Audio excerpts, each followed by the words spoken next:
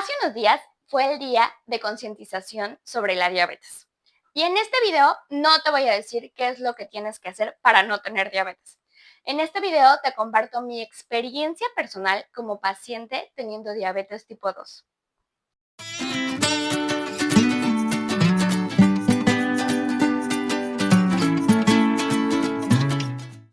Soy la doctora Ale Osornio. En este video te voy a platicar cómo han sido estos 7 años desde que me dieron mi diagnóstico hasta el día de hoy. Ojo, este video no tiene un final. Sigo viviendo con esa condición y espero que en algún momento pueda llegar a remisión, pero no hay final, ¿ok? La diabetes es una enfermedad que ha estado en mi familia durante muchas generaciones, probablemente desde mis tatarabuelos.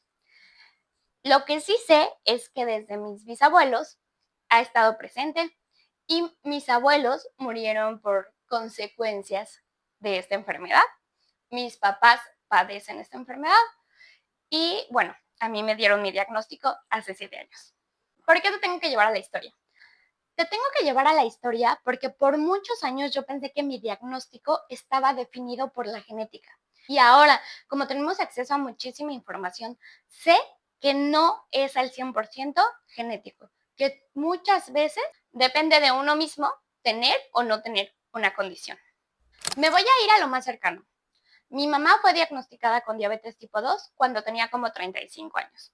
Y mi papá un poco después, pero a él se le desencadenó porque tuvo una enfermedad que se llama pancreatitis. La pancreatitis es la inflamación del páncreas. Y el páncreas es la glándula que segrega la insulina. Y la insulina es la hormona que nos ayuda a regular nuestros niveles de glucosa. En aquel entonces, cuando diagnostican a mi mamá, lo único que le dijeron es que podía controlarlo con dieta y que evitara a toda costa comer azúcar. Tal cual, eso fue lo único que le dijeron. Cuando diagnostican a mi papá, como él sí tenía mucho descontrol de glucosa, lo medican y le dicen, esta va a ser su pastilla para toda la vida. Listo. Sin embargo, ninguno de los dos tuvo un seguimiento adecuado. Yo crecí toda mi vida escuchando que mi mamá y que mi papá se cuidaban mucho porque padecían esa enfermedad. Y entonces, en mi cabeza, pues decía, nosotros no comemos dulces, nosotros no comemos azúcar, entonces, pues nosotros nos cuidamos, estamos haciendo todo para que no padezcamos esta enfermedad. No había la información que hay ahora. Después, en algún podcast o en algún lugar leí que estadísticamente las personas que tienen familiares con diabetes tienden a padecerla porque repiten patrones de comportamiento, es decir, hábitos. Y en mi lógica, pues eso no cabía porque se supone que éramos una familia que nos estábamos cuidando, que comíamos muy saludable. El día de mi diagnóstico, yo fui solo por una gripa al doctor. Y el doctor me preguntó que hace cuánto no me hacía análisis. Y le dije, pues, no sé, o sea, mucho. Y me dijo, ok, vamos a hacerte unos análisis. El resultado de esos análisis fue que mis niveles de glucosa estaban muy altos. Salieron en 152. Y hay otro valor que te toman que se llama hemoglobina glucosilada y también salió alto. Y entonces el doctor me dio el diagnóstico, me dijo que tenía diabetes tipo 2. A lo que yo le respondí, no es cierto, no hay manera, o sea, yo vengo de una familia que padece diabetes todos, entonces siempre me he cuidado muchísimo. No hay manera de que yo pueda tener diabetes. Entonces el doctor me dijo, ok, vamos a repetir los análisis.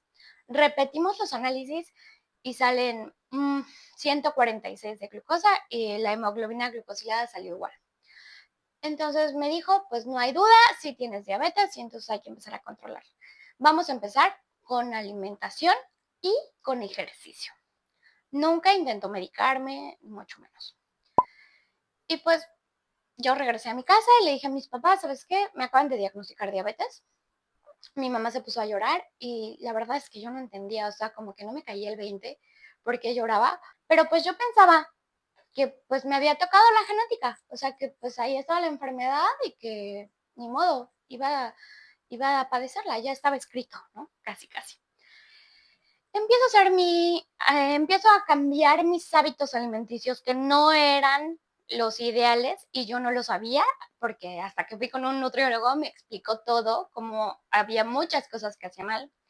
Empecé una rutina de ejercicio de fuerza, que casi no hacía fuerza, sí hacía cierto ejercicio, pero fuerza casi no hacía. Y mi glucosa se empezó a estabilizar y mucho tiempo la estuve estable solo con dieta y con ejercicio.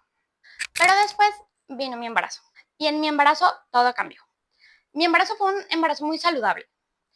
No tuve ningún tipo de complicación, mi bebé llegó a término. Normalmente los embarazos cuando tienes diabetes, los bebés tienden a ser muy grandes. Mi bebé siempre estuvo en el control prenatal siempre estuvo de buen tamaño.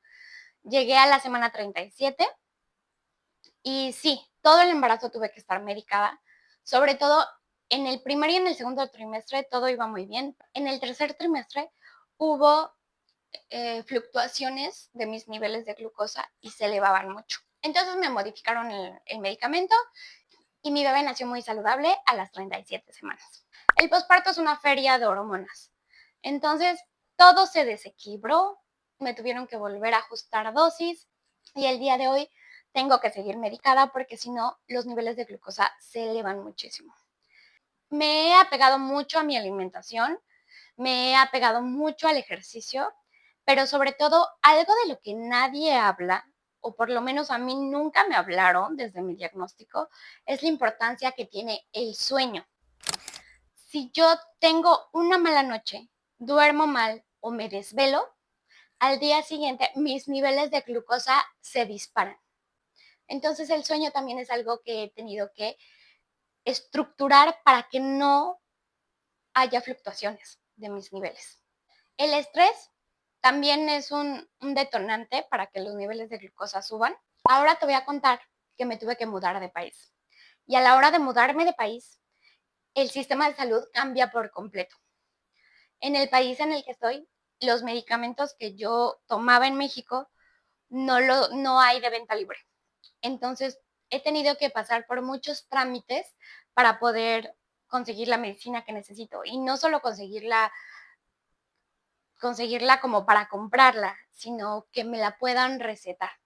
Porque en el país al que llegué, como estoy muy controlada y mis niveles de glucosa han estado estables con la medicina, ellos no tienen cómo comprobar que realmente padezco diabetes, a pesar de que yo tengo todos mis documentos y todos mis laboratorios, pero en los análisis actuales estoy muy controlada y para ellos no tengo el diagnóstico, para ellos solo soy prediabética.